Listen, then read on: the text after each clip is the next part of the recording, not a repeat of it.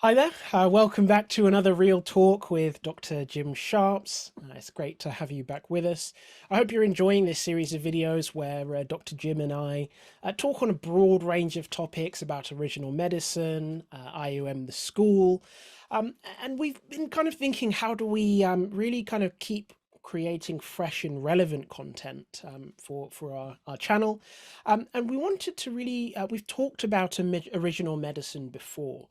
But we really wanted to really dive into the philosophy of original medicine. Obviously, there's many conversations going on around the world about different protocols, philosophy, coronavirus, COVID. But we wanted to really just throw out there the original medicine philosophy. So people can think about and use that as a lens to look at the information that there's really about in the world at the moment, so they can make informed decisions and balanced decisions and well-reasoned decisions that take into account multiple perspectives. So that's the background. This will be a series of videos that will be coming up over the coming weeks and months. We've kind of planned it out, we think, in an engaging way. So this will be interspersed with other topics that Dr. Jim and I cover. So we'll dive straight in, Dr. Jim. I know that we've already done a video on original medicine before, so if you want kind of a background on original medicine, we'll include a link to that video in the description. But Dr. Jim, maybe you could just start with just very briefly just giving us a quick summary of the overview philosophically of original medicine. Yes, thank you for that question. Well, original medicine basically takes us to the foundational standard of health and vitality. What makes us tick? What is the system, that standard by which all health systems should be measured for foundational health and vitality? That's fundamentally what it is. That's what original medicine is. Take us back to the foundation. And if you have the right foundation, then everything else proceeds from there. Wonderful. And in terms of how original medicine works, Dr. Jim, if maybe you could just share with us, how does it work? Or Yes. what happens?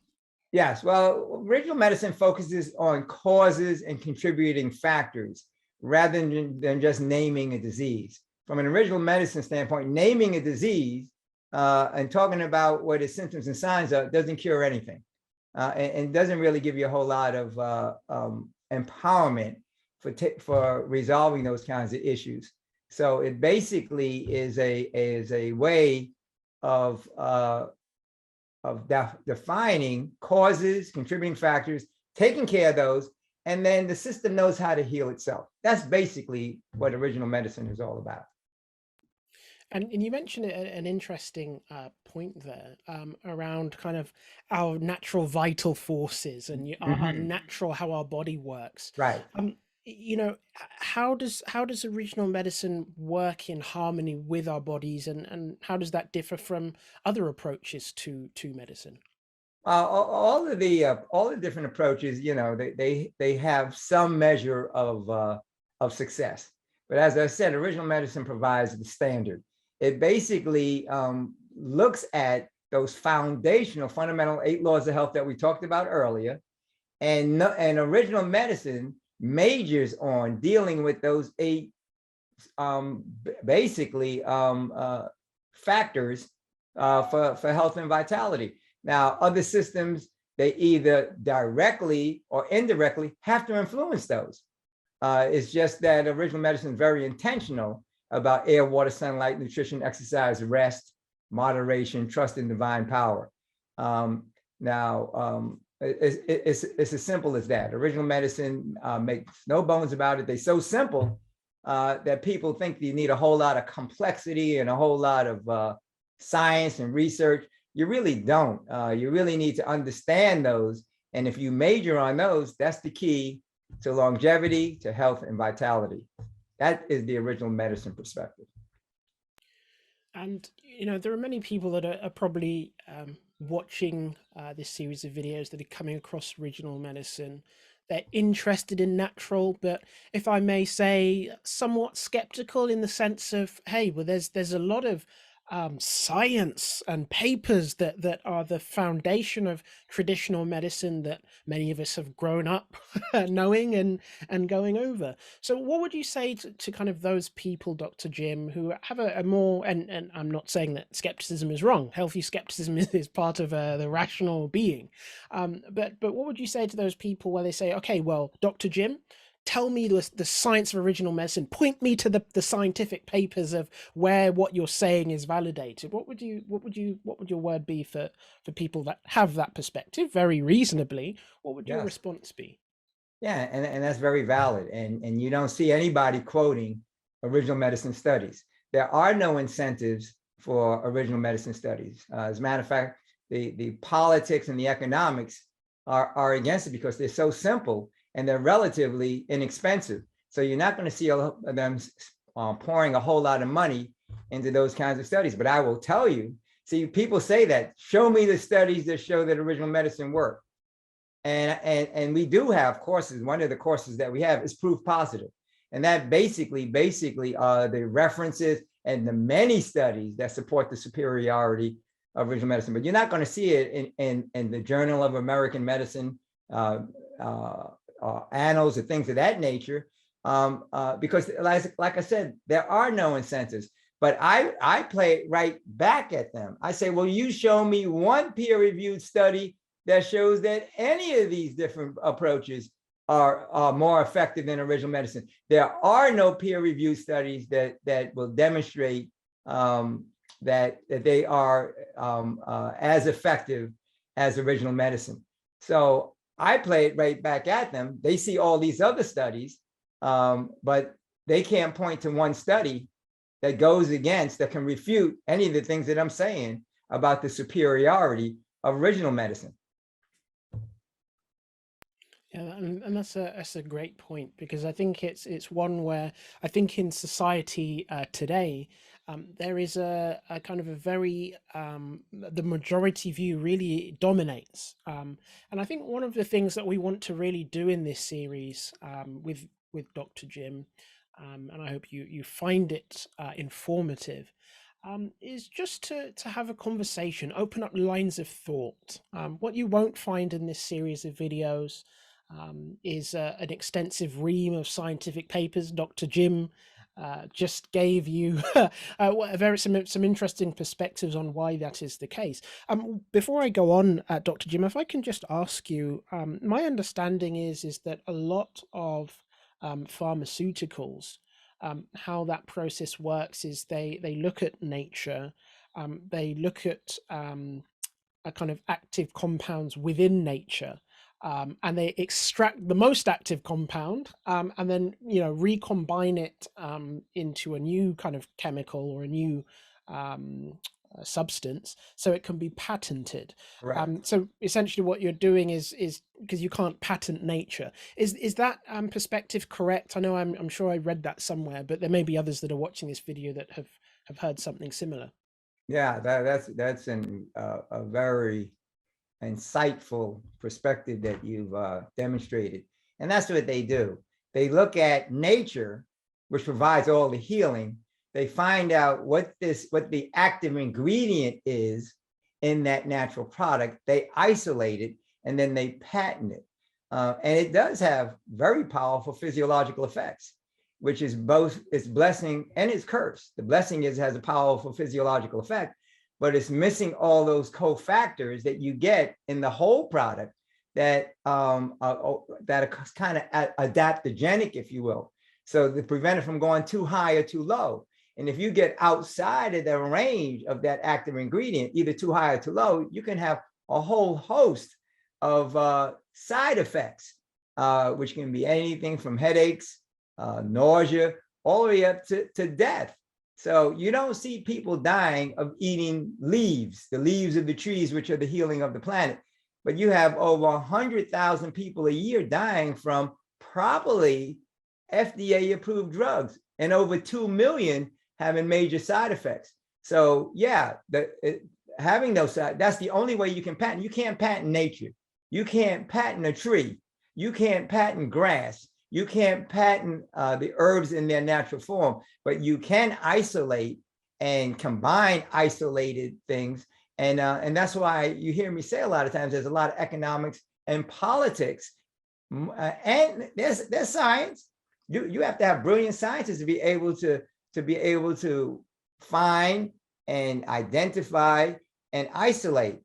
But that while they can do that, that is not always in the best interest of the person. Yeah, and I think that's an interesting point as we journey together with the viewers through this series. Is we really want to put forward things to think about, little nuggets of, hey, have you thought about this? Because we don't have a lot of time, especially with the environment around us, around health, the pandemic. We've been living with COVID for over 2 years now. So it's very easy to just settle into a rut of thinking, a line of thought, without really considering what the other possibilities are, and without considering the context of, hey, I know that we have grown up as a society with pharmaceuticals, but how does that industry work? What's the real details there, without kind of being smokescreened by a lot of jargon and a lot of complicated sounding words, and really to think really at its basic level. Okay, well, what's happening? You're taking active ingredients, you're recombining them very cleverly, very smartly, to produce a patentable drug that has economic benefits for the company that makes it. But if you really stop and think, those active compounds are available in nature. And I think that's just one point to really strongly bring out about original medicine, if I may, Dr. Jim, is that what we're talking about is really going back to base principles. And those base principles, as they relate to original medicine, are not extremely expensive. They're not extremely complicated. You do need to have the knowledge of knowing how that system works. But once you know how that system works, it really is quite empowering. Original medicine can really empower you to take control of your health, make good lifestyle and nutrition decisions that you feel the benefit of. And the cost implication, if I'm being very blunt, it can be quite interesting as well to consider. So just throwing that out there for people that are joining us along for this journey, this series, philosophy of original medicine. We just want to throw out that thought so people can go away, you can take it away, you can think about it and see if there is any merit to the line of thought that Dr. Jim covers and puts forward. Please feel free to use the comments section. We will be keeping an eye on it. Feel free to visit our website, iiomonline.org, and engage with us on our different social medias. We are very interested in having a conversation with people because we are passionate about original medicine and the benefits that individuals can receive from that.